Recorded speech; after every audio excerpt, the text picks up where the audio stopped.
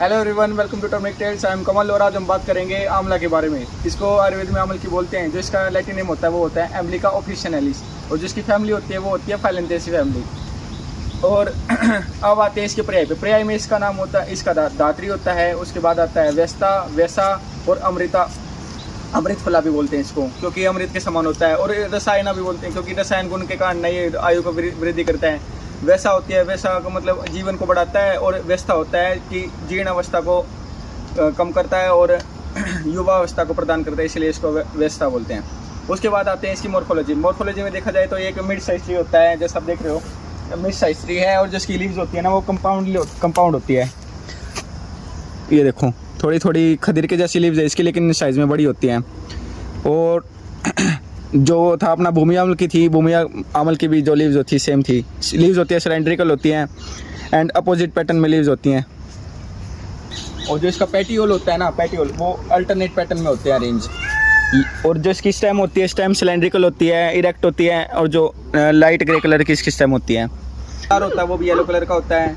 अब रस पंचक है ना, जो इसका बहुत ईजी है, कुछ भी नहीं करना होता। देखो रस है ये ना, पंचरस होता है, पंचरसात्मक होता है ये। लवण को छोड़ के बाकी सारे रस होते हैं इसमें, ठीक है। कौन कौन से हो गए? मधुर, अम्ल, तिक्त, कटु, कषाय, ये सारे रस होते हैं इसमें। जो इसका विपाक होता है ना वो मधुर होता है। आंवला का विपाक मधुर होता है, ना कि खट्टा। अमल नहीं होता, ठीक है। ये एक्सेप्शन है कि अमल का विपाक मधुर है। उसके बाद जो इसके गुण होते हैं ना वो रुक्ष होता है, लघु होता है और सर होता है। जो इसका वीर्य होगा वो शीत होता है। तो इससे क्या हो गया, ये त्रिदोष शामक होता है वैसे तो। इसकी पहले मात्रा में आएंगे सब रस पे। अमल की सब रस होता है वो हम देंगे 10 से 20 ml। एंड देन आता चूर्ण की मात्रा होगी 3 से 10 ग्राम होती है। और जो कवात होता है उसकी मात्रा होगी 50 से 100 ml।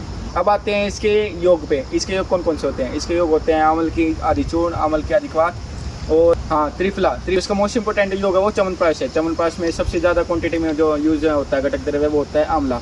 अब आते हैं इसके आम्लिक प्रयोग पे। आम्लिक प्रयोग जैसे आ गया परमे में हम क्या करेंगे, आंवल की चूर्ण लेंगे और उसको हम देंगे हरिद्रा के साथ मिक्स करके पेशेंट को।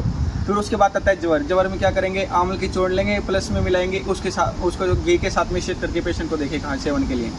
उसके बाद आता है पांडु में हम क्या करेंगे, आंवल की चूर्ण लेंगे प्लस में मधु के साथ मिश्रित करके पेशेंट को देंगे। और ये आंवला है ना, ये रसायन के तौर पर भी बहुत ज़्यादा यूज़ किया जाता है बालों के लिए।